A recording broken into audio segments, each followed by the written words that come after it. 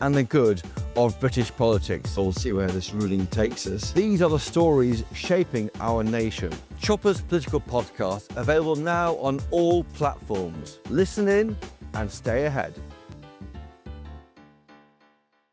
Exciting news. Every Friday, my Patrick Christie's Tonight Show is going to have a twist to it. We're welcoming some special guests. You. That's right, on Fridays I'm going to be doing my show in front of a live studio audience because this show is about you and what you have to say. It's going to be the same big debates, same big topics, same big opinions, but every Friday night at 9 p.m. you are invited to come on down to Patrick Christie's Tonight to be a part of the action. Only on GB News, the People's Channel, Britain's news channel.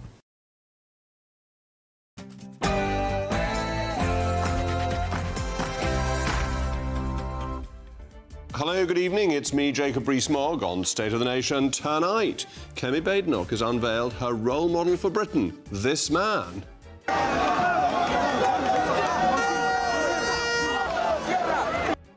Tonight, I will reveal what a Javier Milei plan would look like for this country.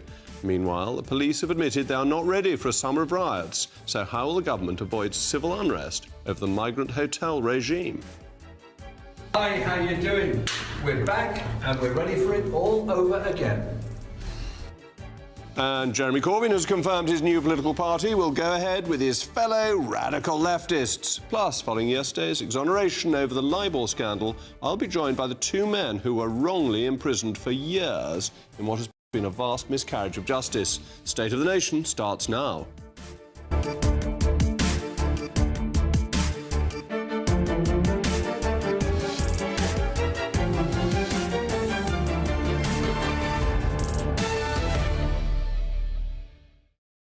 I'll also be joined by my most illuminating panel, the former Conservative MP Michael Brown and former Labour Party advisor Paul Richards. As ever, I want to know your views, mailmog@gbnews.com. But now, it's your favourite time of the day, the News Bulletin with Aaron Armstrong.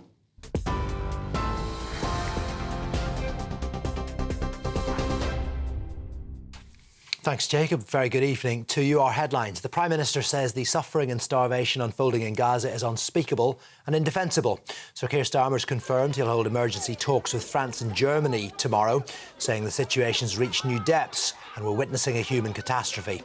He's urged Israel to change course and allow the aid that's desperately needed to enter Gaza in without delay, reiterating his support for a Palestinian state. It comes as Donald Trump's Middle East envoy, Steve Witkoff's, announced the US is cutting short its Gaza ceasefire talks in Qatar, saying the latest response from Hamas, quote, shows a lack of desire to reach a deal. Ghislaine Maxwell is understood to be meeting officials from the US Department of Justice amid growing pressure on the Trump administration to release the Epstein files. Maxwell, a long-time associate of Jeffrey Epstein, is currently serving a 20-year sentence for sex trafficking. The White House has denied claims in US media that President Trump's name appears in documents relating to the late convicted sex offender and has described reports he was informed about this in May as fake news. President Trump's under mounting pressure to follow through on campaign promises to release files related to the disgraced financier. Essex police are bracing for further disruption outside a hotel housing asylum seekers following days of volatile protests. 16 people have now been arrested after a series of demonstrations outside the Bell Hotel in Epping, which erupted last week after a migrant staying there was charged with sexual assault this month. He has denied the charges and will face trial in August. Officers have described scattered incidents of violence targeting police and property. Local resident Lindsay Thompson has explained why she's taken part in the demonstrations. Because this is a very small town and it's always been a very safe town to bring up our children, and my children have grown up here. And since the hotel has taken in, reports say today 140 men are here, it no longer feels safe. Jeremy Corbyn says he's launching a new political party to take on the rich and powerful and win. He announced the new venture as Your Party, which would campaign for a mass redistribution of wealth and power, although co-founder Zara Sultana quickly clarified it has yet to be named. The MP for Islington North rejected suggestions the launch of the venture's been messy and rejected suggestions that his new party will do for the left what Reform UK has done for the right. And the wrestling legend Hulk Hogan has died at the age of 71. He reportedly suffered a cardiac arrest at his Florida home before being pronounced dead in hospital. Hogan, whose real name was Terry Bollea, is credited with transforming wrestling in the 1980s and 90s and helped to turn it into a mainstream entertainment. President Trump has said, "We lost a great friend today. Strong, tough, smart, but with the biggest heart." Those are your headlines. That's it for the moment. Now it's back to Jacob. For the very latest GB News direct to your smartphone, sign up to News Alerts by scanning the QR code or go to gbnews.com/alerts.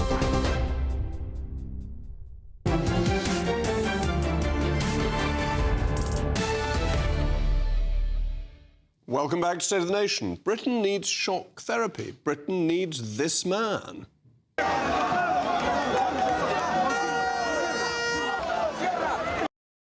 In an interview for the Financial Times, one of this country's leading left-wing newspapers, the Conservative Party leader, Kemi Badenoch, has said she is planning to model herself on Argentinian President Javier Milei. Well, let's look at his record. When Javier Milei took office, Argentina was on the brink of inflation was over 200%, the currency was once again collapsing, zero trust in the government, and a bloated state bleeding money. Milei acted fast and decisively. He cut government spending, eliminated the money printing that had fuelled inflation, and devalued the peso to reflect real market conditions. It was tough medicine, but it worked. In just months, inflation dropped sharply. The country recorded a budget surplus for the first time in over a decade, and markets started to stabilise. Foreign investors returned and confidence began to rebuild. Today, Argentina's economy isn't just surviving, it's finding its footing again. And bear in mind, the beginning of the 20th century, Argentina was thought to be one of the great success stories. In 1945, they were richer than Australia, so it had had a terrible time. It's now coming back as a leaner state, more disciplined finances, and a sense of direction that it hasn't had in decades. Its ascent is proof that socialism leads to failure and that freedom and markets lead to prosperity. But how would this translate in Britain? Well, the United Kingdom is sitting on a public debt pile of about 100% of GDP, the highest sustained level since the aftermath of World War II. We're spending over £110 billion a year just on interest payments, more than we spend on education, policing or defence. And much of that is on index-linked gilts, meaning inflation pushes the bill ever higher. Growth is anemic. Productivity is flat. The tax burden is at a 70-year high, and the state keeps growing, spending, borrowing, regulating, inflating. We are not far from a tipping point, but here's the prescription. A Milei-style approach would mean radical surgery. First, stop the bleeding. Slash wasteful public spending, shut down unproductive agencies and quangos. Would anyone notice if the following were shut down? This is the Milei trick. Get rid of all the junk. The Department of Culture, Media and Sport, gone. Energy, Net Zero and Science Department, gone. DEFRA, gone. Trade and Business, gone. But keep the Board of Trade to do trade deals.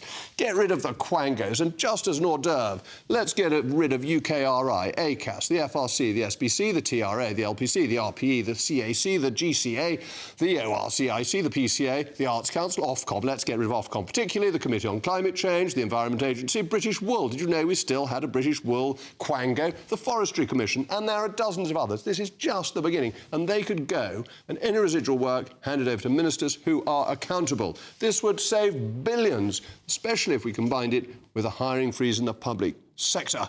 We need to aim ultimately for a primary surplus to begin paying down some of our debt. Then unleash the animal spirits of the private sector, cut corporation tax, simplify income tax, axe regulations that choke growth, make Britain a magnet for capital innovation again, reinvigorate the retained EU Law Act, scrap OTO's EU regulations. It won't be painless. Cameron couldn't even trim the Forestry Commission, couldn't even prune it.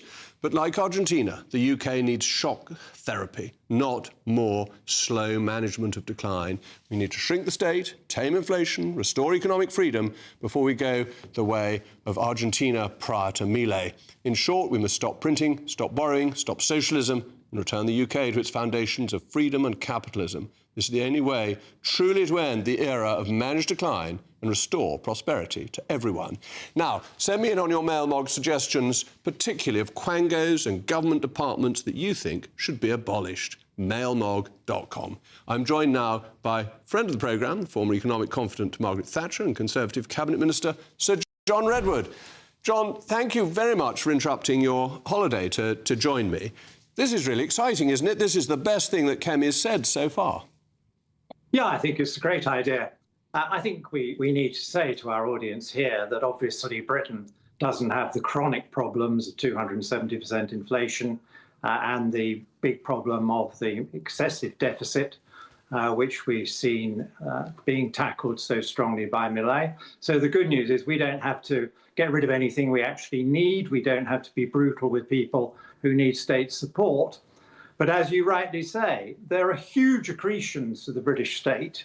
I would start with, as you know, stopping the massive losses of the Bank of England with selling all those bonds they need and sell at a loss and sending the bill to the taxpayers. That wouldn't be painful at all. That's just common sense. I would go on and really beef up that programme for getting more people into work off benefits, because we've got hundreds of thousands of people who could work, should work, who may need some support and help, who may need some encouragement or some conditionality in the benefit to get them over the line into all those jobs, so that we don't have to bring in a lot of low-paid migrants, which add to the public expenditure massively. Just think, if we got on top of the legal and illegal migration problems, we wouldn't need all those extra subsidised homes. We wouldn't need the extra school places. We wouldn't need the extra sewage capacity and the extra water capacity that inviting in 10 million people, as we have done in the last 3 decades, obviously entails. And we've got a state that's fallen far behind because it wanted to depend on cheap labour. And when it comes to these awful quangos, yes, merge them, sack them, get rid of them, or sharpen the ones up that you really need, because a lot of them are run by people on fabulously rich salaries that do a dreadful job. I mean, how on earth did the Bank of England preside over 11% inflation when its main duty was to do 2%? How on earth did Ofwat preside over the shambles of the water industry when it had all the powers it needed to regulate or change the executive management? It's just not good enough. We're not getting the service for the money.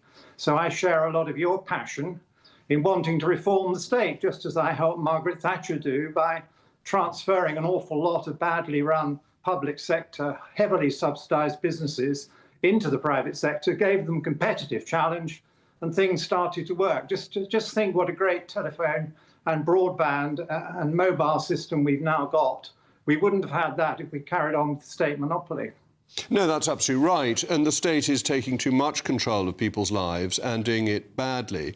And your point on the excess costs by failing to enforce the law is, I think, so important, because we're spending billions of pounds on emergency housing for illegal immigrants. I think we're spending £1 billion a month on benefits to people, to households where at least one member comes from outside the country. That these are enormous costs, and taxes have to be high to pay for it, because we can't run endlessly on borrowed money, and that is continuing to shrink the economy. Well, indeed. And of course, the government is edging towards the awful truth of its position that it can't just get away with taxing the rich, because it's already taxing them so much that so many rich people are leaving. They're going to end up with less tax from the rich at the higher tax rates they're imposing. So they've actually got to break the spirit of their pledge and start taxing normal people who have a job and who don't have any surplus in their budget before the taxes go up. This is just not good enough. And it will reinforce no growth and low growth. Whereas you and I well know, indeed the government knows, that the way out of this problem is to promote proper growth. But we then have a government that doesn't understand what you've just been saying, that you only promote growth if you slim the state, if you cut the tax rates, if you attract more rich people and successful companies into this country. I mean, I always point out to these governments in Britain that we got an experiment just across the sea in the Republic of Ireland, and by having a much lower rate of business taxation, they collect 4 times as much per head business tax than we do, because they're not hidebound by jealousy, and they're not advised by a treasury that seems to think that if you put the business tax rate up, you get more revenue, because you don't. You actually put off a whole load of companies from coming. Well, John, thank you very much for joining me. Your last point's absolutely spot on and slightly our fault, I fear. Anyway, with me now is my most incisive panel, the former Conservative MP Michael Brown and the former Labour Party advisor Paul Richards. Paul, let me bring you in because the decisions Labour's made so far have put inflation up, they have put unemployment up, and they've led to rich people leading the country. This is the exact opposite of Millet. It is creating an economic downward spiral. Well, Millet is the kind of Argentinian Liz Truss, isn't he, basically? He's somebody who wants to take a chainsaw to the state. And we've tried that in this country before, of course. In the Victorian times, there was a very lean state, very low taxation rates and very few civil servants. We also had cities in squalor, mass unemployment due to the trade cycle and children dying in the streets of preventable disease. And then in the 20th century, we had a different idea, century history is actually not at all good. Both well, I do have a master's in Victorian studies, actually, Jacob, so both Palmerston and Disraeli were known as the ministers for sewage because they spent so much money putting in clean water, that cholera post-1854 was brought under control because of advances in science that were forwarded because of the Victorian state. The standard of living throughout the Victorian period grew. Hang on. Disraeli's Artisans' Dwellings Act improved the quality of housing. When they tried to recruit an army to fight the Boers at the end of the century you're describing, they couldn't even find enough fit young men to fight the war. But it was constant improvement on low taxation as the economy got stronger. Now, in the 20th century, we had a better idea, which is that you can have a benign state, which is a welfare state, and that gave us extensions to the education system, it gave us public health, gave us the National Health Service, and also benefits for people through for their own, drop out of work, and that's a much better way of doing it. Making this as a lifestyle choice, aren't they? They're choosing to be on benefits. If you did that again, and if you did take a chainsaw to the British state in the way that is being described here, you would go back to all those negative things I've just described. I didn't mention tackling welfare or the NHS, so the NHS is massively unproductive at the moment, and welfare seems to be being taken by people as a lifestyle choice. I was talking about the extras that the state does, that it does badly and shouldn't do. Absolutely. But, Jacob, just to go back a mere 46 years ago, I've seen this all before. Prices doubled in the period between 1974 and 1979 when I was elected to Parliament under the Harold Wilson, Dennis Healey, James Callaghan governments, and unemployment trebled.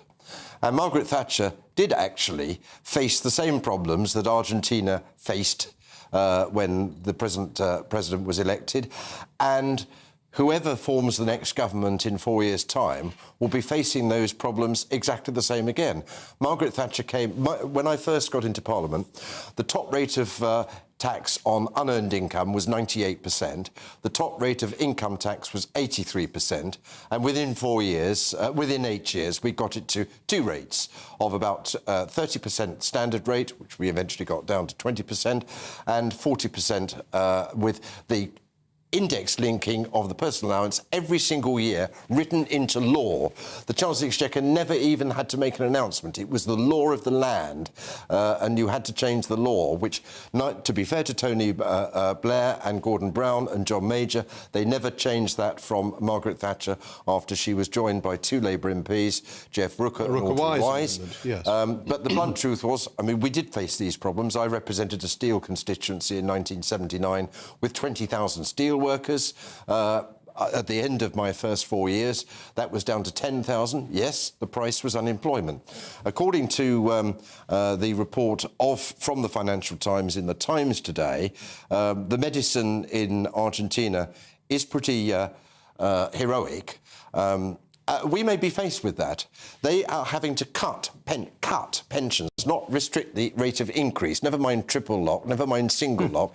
They are having to cut pensions. We are going to be faced, you pointed out to me in your question, that we've got, 28 million people keeping 28 million people, because we, the government, the system, pays people. It's not worth going to work if you're just going to get the minimum wage unless you're earning, 25 to 30 £80,000, you'd be better off in bed. Benefits. The state pays you to stay in bed. And that's the problem. The incentives are wrong, and the changes to non-dom rules, meaning all the rich people are leaving this country. All that's the a rich real people problem. are not leaving this country. Some rich people have left this country. Very rich people some are leaving. arriving in this country. If you don't like my analysis of the Victorian era... I think your analysis of the Victorian era is wrong. Let's update a little bit to the more modern times. When austerity was introduced by the Cameron-Osborne government, there was a similar idea of getting rid of the big state and having a big society instead. They cut the police, they took the police patrols off our streets, and crime went up. Now, fast forward, that costs us more in increased crime, but also in the terrible situation in the prisons. So often these cuts are seemingly a good idea at the time, and in the short term they do save money, but in the long term they store up problems which the state then has to deal with, which is more expensive. Under Cameron-Osborne, in spite of austerity, real terms, the government expenditure grew, so there wasn't much austerity, actually. Well, it was marginally compared to Argentina, but it's still an attempt to do the same thing. I want to ask Michael one question, which is, do you think that Kemi really means this, or is it just a slogan? Because Milo's done some pretty dramatic things. She better mean it, because whoever wins the next general election in 4 years' time, whether it's the current Labour government with an overall majority, whether it's a Labour-Liberal coalition, whether it's Kemi, whether it's Nigel, whoever it is, circumstances are going to force it. You know, if you have got no money and the government cannot pay your pension, then the issue that Argentina faced will be forced upon us. It was forced upon us by circumstance. Whether it was Margaret Thatcher, Jim Callaghan and Harold Wilson in 1979, somebody had to do what the Argentinian president is doing now. So there's going to be a Prime Minister that is either Ramsay MacDonald or Margaret Thatcher. That's the answer. Anyway, thank you to my illustrious panel. In a moment, Tinderbox Britain continues as the chairman of the Police Federation makes a shocking admission.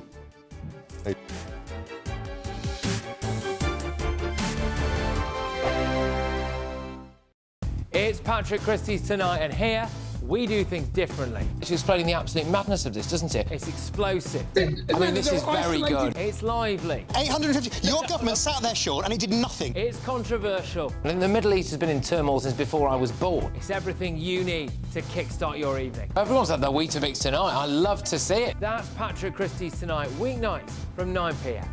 Only on GB News, the People's Channel, Britain's news channel. GB News Breakfast, every day from 6 a.m.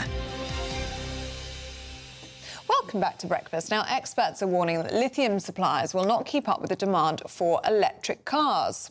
Yeah, researchers say domestic lithium production could grow as much by about 10 times what it currently is by 2030, but will still fall short of demand. So this morning we're asking whether Labour's green car policy is unachievable. This policy tells you everything you need to know about net zero. This isn't about giving people free choices about the technologies they want to use. This is about saying we're going to have mandatory targets. It's a sad indictment on our country if we've just normalised the government making these fundamental decisions for people's lives. The CEBR has warned that this policy might cost the country that's rigid targets for battery electric vehicles, known as the ZEV mandate. 80% of all vehicles will have to be electric vehicles by 2030, rising to 100% by 2035. And that policy is expected to cost £400 billion to the UK economy. And of course, car makers as well have warned that this policy is not achievable. The latest stats say 47% of vehicles sold in Britain are now EVs. We're halfway there after just 2 years of the electric mandate. We've another 5 years to go. It's speeding up. And this charge that lithium, we're going to have a shortage of lithium, is nonsense. What it says is that there may be the consumption of lithium is increasing, so the domestic production will not be sufficient, but there's plenty in the world. GB News, the People's Channel. You've read the headlines, you've heard what those in power have to say. How about now we actually get to the truth? They would pay attention. We go beyond the political theatre and tell you what's really going on behind the scenes. For a massive council tax hike, one of the biggest in the UK. Others follow their lines, but we go off script. You sound like a broken record. You say that week after week. Cutting through the narratives and giving you unique perspectives. That's Ben Leo tonight, Saturdays and Sundays from 9 p.m. on GB News, Britain's news channel.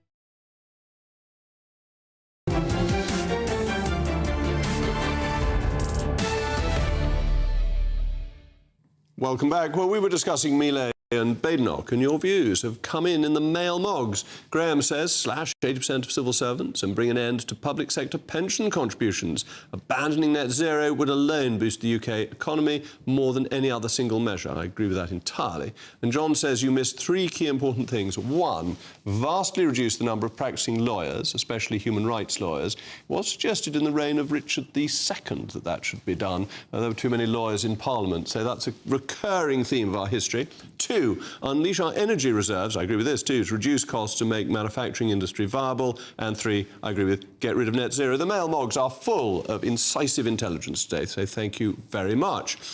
Yesterday, we asked, is Britain becoming a tinderbox? And is Sir Keir Starmer being frank with the public regarding the migrant hotels regime?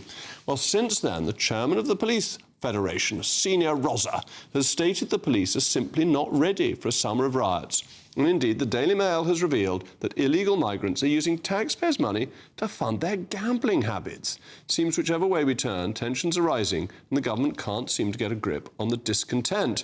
The summer of discontent. Well, I'm joined now by my most illuminating panel, Michael Brown and Paul Richards. Michael, this is a real problem, isn't it? That I've never known the British people so dissatisfied and a feeling that how they vote doesn't change things, and that Tories did nothing about immigration, Labour's doing nothing about immigration, and the hotels they want to go on holiday to are now booked up solidly by illegal immigrants. That's right. I mean, I live in Pimlico, and Belgrave Road, a couple of years ago, it's full of hotels. It's the kind of hotels, about 3- and 4-star hotels, and the Comfort Inn was taken over by the government for migrants. It's not operating as in that capacity now. But what it meant was that when my sister came over, I only live in a one-bedroom flat, and I put her in one of the hotels along that street. Well, there's no way I was going to do that because the people in the hotels are kicked out at 9 o'clock in the morning after breakfast. They've got nothing to do all day, and it destroyed the hotel trade in that area for the period that they were there.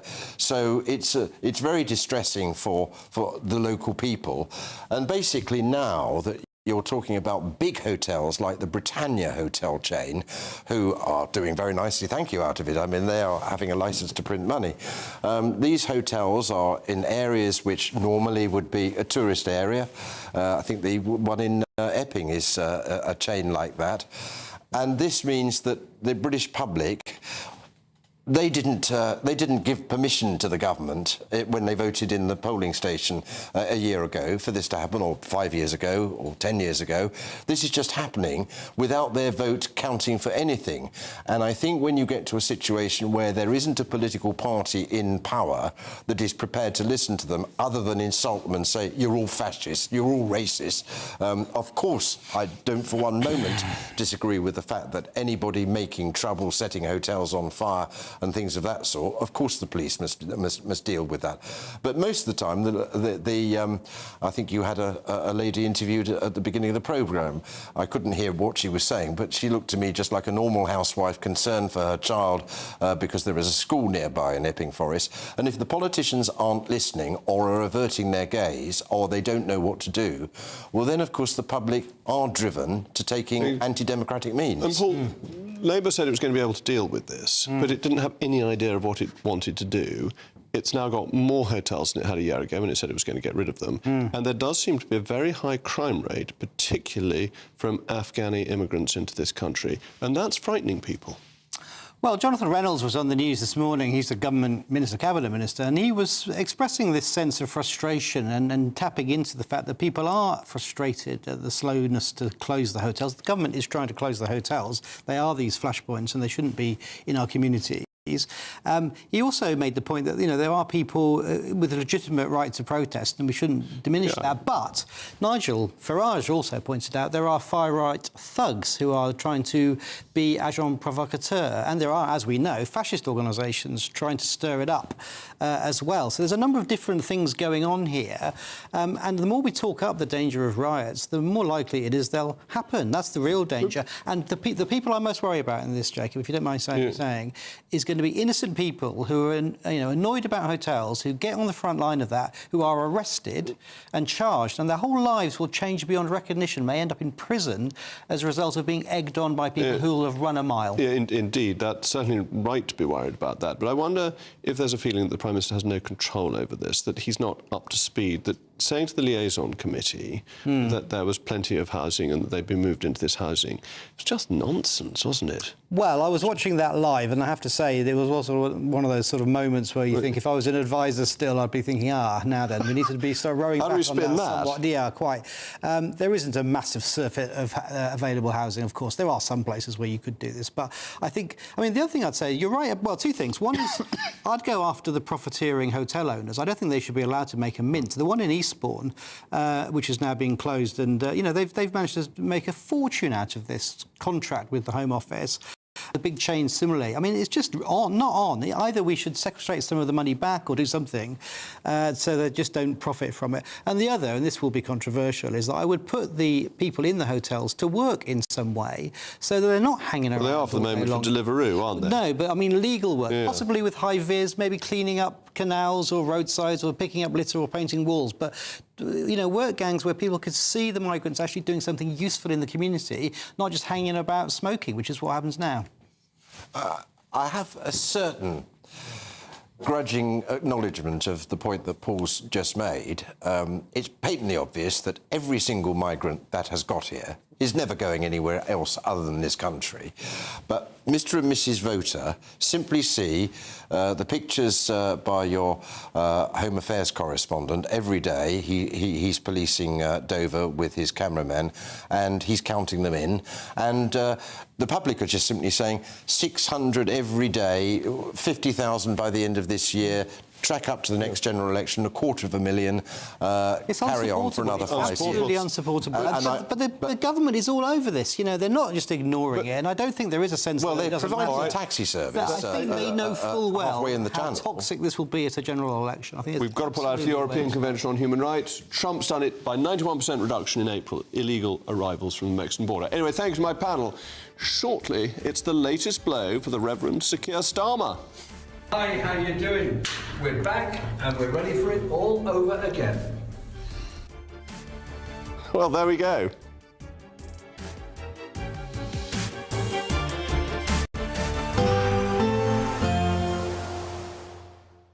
Dinner under the stars tonight? That reminds me of our travel insurance. You mean All Clear Skies? All Clear Travel Insurance sponsors GBNews Travel Destinations Forecast. If you're off on your holidays this week, let's take a look at the weather across Europe. So particularly hot for Italy and Greece, but further west, particularly windy for the Canary Islands and down the western coast of Portugal and in particularly the southwestern part of the Mediterranean. Thunderstorms for southeastern Spain, across France and northern Italy, but it's southern Italy and Greece that will be looking particularly hot, warmer than usual, and that heat is likely to last into the weekend. All Clear Travel Insurance sponsors GBNews Travel Destinations Forecast. Hello again, very good evening to you. I'm here with your GB News weather update from the Met Office. Now, as we go through the rest of today and into tomorrow, we have 2 zones of wet weather to watch out for. There's still some rain across parts of the southeast, but the front here is clearing away. Meanwhile, another front's coming in from the west, and that means we're going to see quite a bit of cloud feeding in across northern and western Scotland, also across Northern Ireland, and also a bit of wet weather coming in as we go through the early hours of tomorrow, albeit the rain's not looking particularly heavy. Elsewhere across much of the country, it's looking dry. There will be some clear skies around, but temperatures aren't going to drop a huge amount. It's pretty humid out there at the moment, and so with that, we could see some mist and fog patches developing in a few places. As we go through tomorrow morning then, apart from across some eastern, southeastern parts of Scotland, where there could be some sunshine, elsewhere it's going to be a fairly grey start and could be quite damp, a bit wet in some places, particularly towards the north and west. A similar story across Northern Ireland, quite cloudy with some outbreaks of rain. Much brighter though across much of England and Wales. Like I said, there could be some mist and fog first thing, but this should burn away pretty quickly. As we go through the day, however, that front is gradually going to feed a little bit further south and eastwards, so across parts of northwest England, around some coastal parts of Wales, and maybe even into Cornwall, things are going to turn cloudier and there could be some rain. Further northwest towards the northern western parts of Scotland and Northern Ireland, some brighter spells, a few showers, but the best of the sunshine will be towards the south, where we're going to see temperatures peaking in the mid to high 20s Celsius. Looking ahead to the weekend, and it's going to be a bit showery at times. There'll be a swathe of showers feeding their way eastwards. These could turn quite heavy across parts of the southeast perhaps, and some more frequent showery bursts are likely towards the northwest, where it's going to be relatively breezy. And meanwhile, on Sunday, there will be some drier weather on offer, particularly towards more central parts. Good Afternoon Britain isn't just about us. The wonderful thing about this programme is it's about everyone watching. It's an interactive programme. Well, there absolutely is something to see here, and we're going to be talking about it more. Whether it's breaking royal news, please bring us up to date, or indeed a particularly punchy speech in the House of Commons. Very, very curious. We bring it to you live, and then we bring you live reaction as well. That's Good Afternoon Britain, weekdays from midday. Only on GBNews, the People's Channel, Britain's news channel. Mornings don't have to be tiresome, especially if you have the right company. Wake up to news as it happens, opinion and debate, and of course, a little bit of entertainment too. Because when the kettle's on, we're on. That's Breakfast on GB News, a show worth waking up for. Every morning from 6 a.m. Only on the People's Channel, Britain's news channel. We'll spread the news, you spread the word.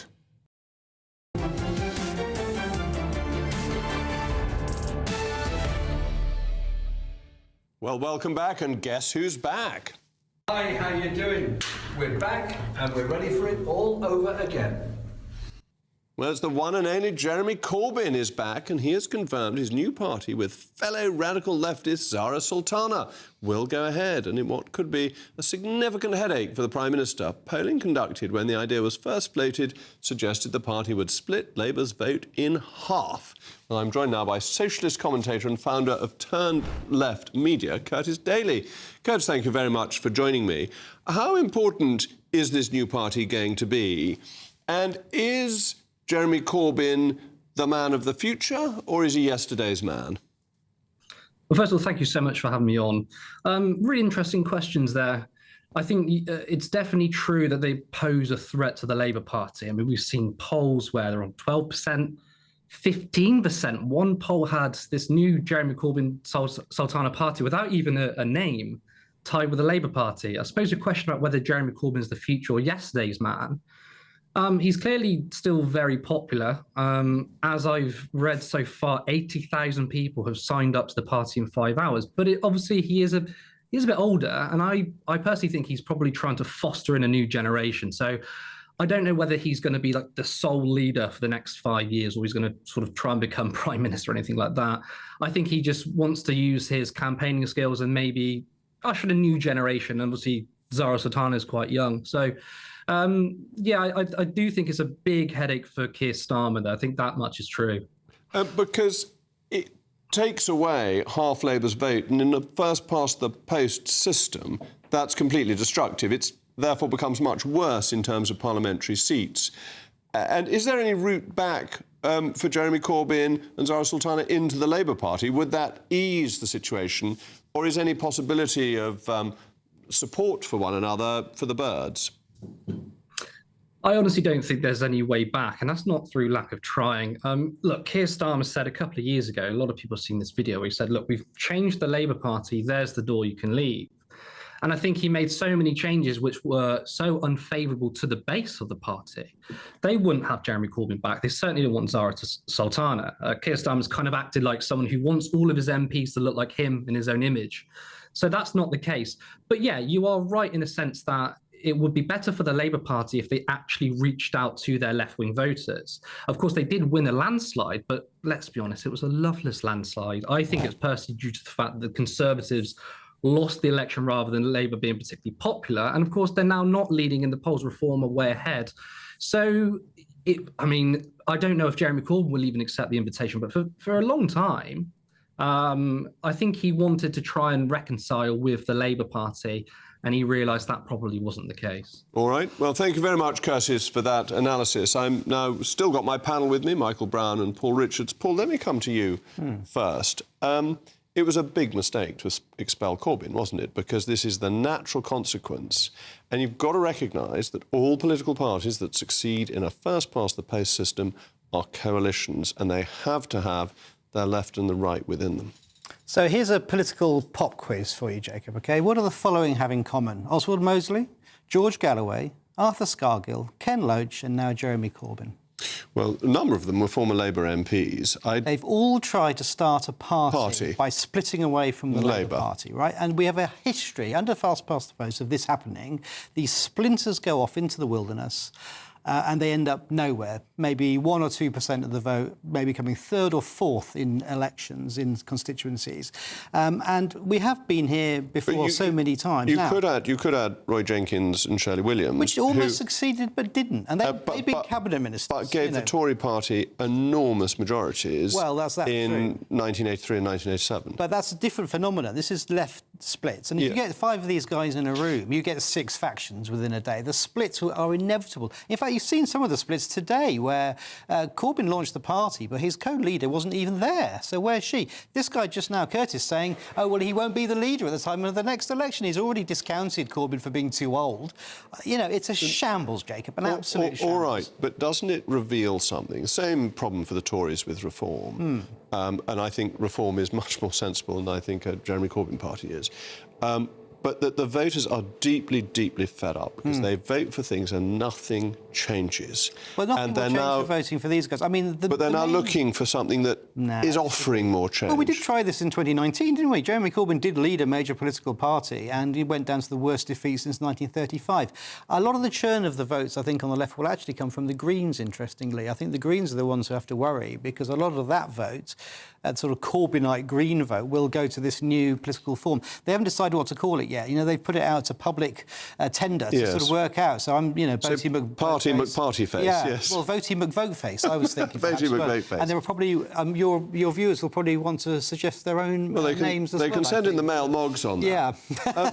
I mean, from our point of view, this is great spectator sport because there's nothing we want more than the left to be split. It makes it easier for the right, particularly if the right can unite. Well, absolutely, but let's just take it step by step.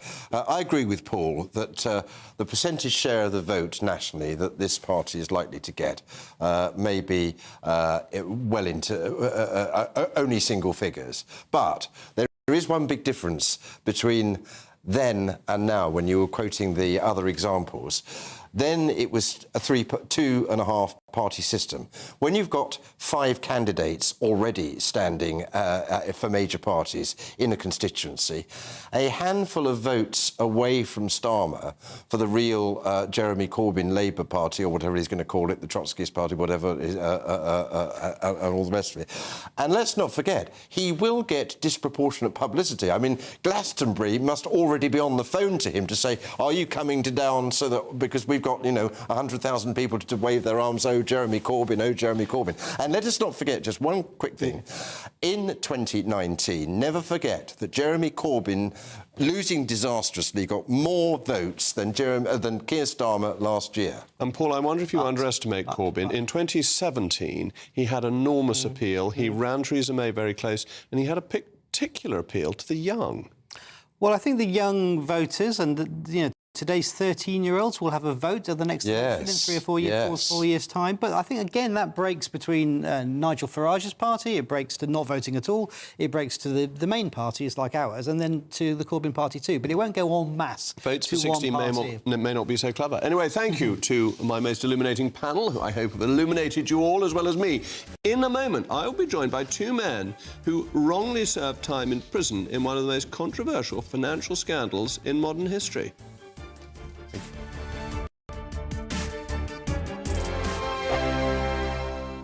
Britain was once the envy of the world. But look around. A nation that no longer knows what it is or where it's going. A country that's broken. How do we fix Britain? How do we bring it back? Friday night with Matt Goodwin at 8 p.m. only on GB News.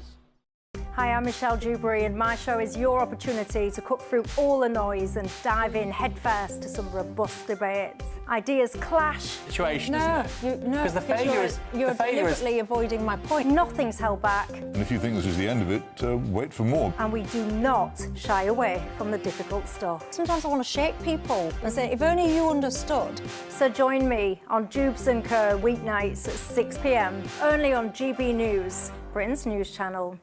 Good Afternoon Britain isn't just about us. The wonderful thing about this programme is it's about everyone watching. It's an interactive programme. Well, there absolutely is something to see here, and we're going to be talking about it more. Whether it's breaking royal news, please bring us up to date, or indeed a particularly punchy speech in the House of Commons. Very, very curious. We bring it to you live, and then we bring you live reaction as well. That's Good Afternoon Britain, weekdays from midday. Only on GB News, the People's Channel, Britain's news channel. Mornings don't have to be tiresome, especially if you have the right company. Wake up to news as it happens, opinion and debate, and of course, a little bit of entertainment too. Because when the kettle's on, we're on. That's Breakfast on GB News, a show worth waking up for.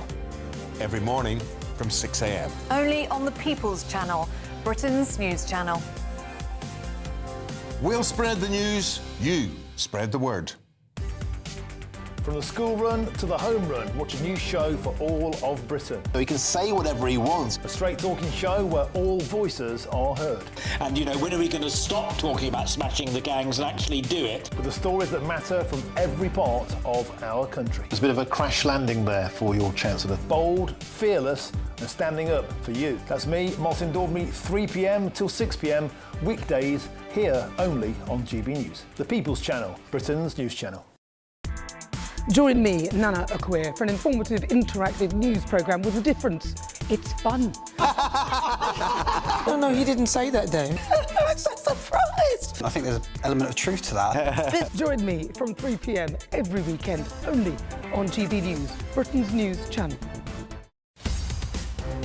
In the GB newsroom, we bring you the news as it happens. With our team of dedicated journalists across the UK, we're ready to keep you up to date with what's happening every half an hour, every single day. Bulletins here on GB News, the People's Channel, Britain's news channel.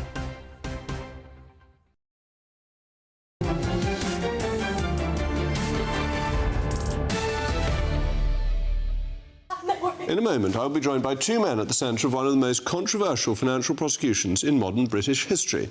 Tom Hayes and Carlo Palombo, once convicted of rigging Libor and Euribor rates, were yesterday officially exonerated by the UK Supreme Court. Tom was the first person in the world to be jailed over the Libor scandal back in 2015. He served over 5 years behind bars. Carlo followed in 2019, sentenced to 4 years over Euribor.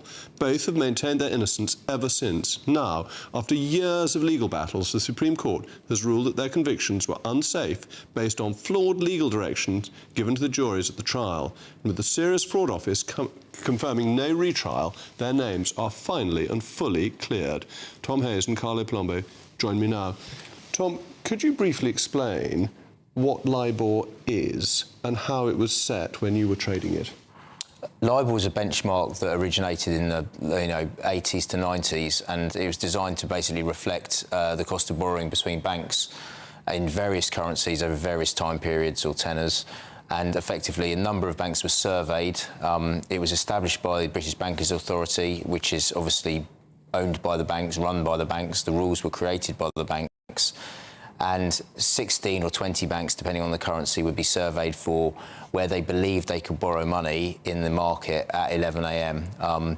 And it was an estimate, and obviously you're offered cash at different rates, and the top and bottom quartiles were trimmed out, so the highest and lowest of 25% of each survey was removed, and the middle is an arithmetic mean, so just an average, and that's where the number comes from.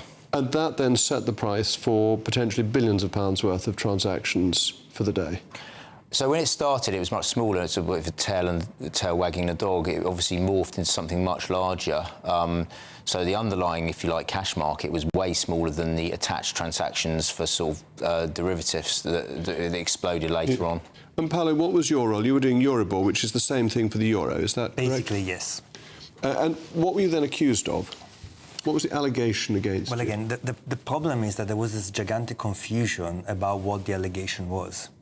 Because there was an allegation that was put in the media and also to the jury by the judge, which was they were accused of manipulating this index of interest rates.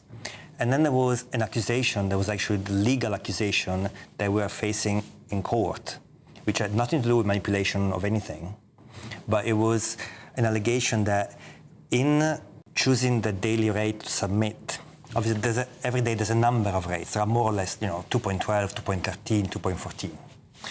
That in choosing what rate the bank should submit for that day, the bank was taking into account its own commercial interest. So if the bank wanted a lower rate, it would submit, say, 2.12. If they wanted a higher rate, it would submit 2.13. Now, that's not about submitting a false rate. It's about taking into account the commercial interest in choosing the rate for the day. And this was simply how the market operated. There was no manipulation in it. It was just the market operated like that every day from when it had been created. Yeah, I mean, ultimately, every bank had a commercial interest. Every trader, every submitter was a trader. They traded the instruments that referenced the rate. The bank obviously referenced the rates. There was never an independent rate, so to speak. That idea is a fallacy. Some banks would submit slightly higher rates, some banks would submit slightly lower rates, and that broadly worked for about 20 years until the financial crisis, at which point there was a concerted effort to sort of protect the solvency of the banks. And that's the really important thing, because it seems to me what was going on in the end benefited everybody, because it allowed a system that was essentially insolvent to appear to be solvent. And the compliance officers, the regulators, the Bank of England, the Treasury must have known that the rates couldn't really reflect the underlying position of the banks. Again, I just want to be very, very clear. Yeah. There are two completely separate issues. Okay. One is the fact that the way in which banks were choosing their daily rate from the 1970s onwards, across the bank, across the markets, was always a little bit commercially influenced by the commercial interest of each bank. Because it's a commercial market, it was a self-regulated market, so there was always a bit of that. Yeah. And then there's the issue that when the financial crisis started, banks were quoting rates that were way lower than where they should have been in order to help themselves and the system. Yes. And that's a very, very, very separate issue. Yes. Now, that part, yes. The second part, I mean, the first part, the fact that banks were kind of always commercially, it's just a market, it's a commercial market, that's how it works. Yeah. The market could not have worked realistically without. The other issue is the lowballing, how it's called. The fact that banks were quoting rates way lower, and that was a manipulation, but that was a manipulation that benefited arguably everyone. And that's not what you were accused of. And it seems to me that the two got conflated, and that lots of people turned a blind eye to what was happening because it suited everybody. It suited the whole financial system. That banks, the RBS at that point, was in terrible trouble, should lowball its overnight rate because that gave an appearance of confidence and of stability. And right the way up to the Chancellor of the Exchequer, that benefited everybody. and you two become the scapegoats for that, that you're caught up in this on something actually that was different and completely normal market practice. Well, the investigations were triggered by the lowballing. I mean, and had the rates at certain times been set according to the market, they would have literally been infinity. There were no transactions occurring, and the system would have literally blown up. And so there was sort of like this noble cause, if you like, of submitting false rates. But that was the thing that the press picked up on, because banks were bidding 6% for cash in the market and not getting it, and then submitting a LIBOR rate of 5%. So clearly wrong by a big degree. And what happened is that process sort of coincided with like this political imperative to try and find some bankers to put in prison for the global financial crisis. And we became convenient scapegoats, one, to detract from the fact that actually the Treasury, the Bank of England, the Bank of France, the New York Fed and so on and so forth, were all complicit in the submission of rates that were genuinely false. And instead they focused on us guys who were sort of, you know, a tiny thing at the edge of a decades-long practice. Do you think the senior people were actively complicit or passively complicit? That is to say, were they encouraging this lowballing, or were they just accepting it and not asking the obvious questions? And there's documental evidence that they were actually managing it. The problem is that, you know, when the people start to investigate, they've realised that actually the initial plan came from the Bank of England and from the central banks. And then the Bank of England and the European Central Bank, they instructed the CEOs of the bank to kind of, you know... And Whitehall even. And yeah, and Whitehall was involved. Yeah. I mean, and then the appeal court lets you down with that great booby, Sir Brian Leveson, who wants to get rid of jury trials. Anyway, I'm very glad you have both been let out with not a stain left on your characters. Thank you very much for righting a wrong in British justice. Anyway, next is the one and only Patrick Christys, and I know that Patrick is going to want to talk this evening about Lord Botham, who says the wicket on which Somerset beat Durham on wasn't fit for purpose. Well, you couldn't actually tell what the wicket was, could you? So that was part of the problem. It looked just like the outfield, or indeed a cowfield. But no, I will not be dwelling on that, Jacob. We've got more important things, even for the people of Somerset. Even for the people of Somerset. Jeremy Corbyn and Zara Sultana have launched a new party. We're having a look at who the runners and riders are to be in that and what it will mean for British politics. Do Britain really need to pay climate reparations? Well, there's an international court that wants us to, but I think we should probably tell them to swivel. We've also got the sad death of Hulk Hogan. We take a look back at another huge character of a man that has died this week. And the Macrons are suing because they say Brigitte is not a man. And we're also going to be having a look at the latest from Epping, where there's been a peaceful protest about a migrant hotel. But, of course, it is your weather in Somerset.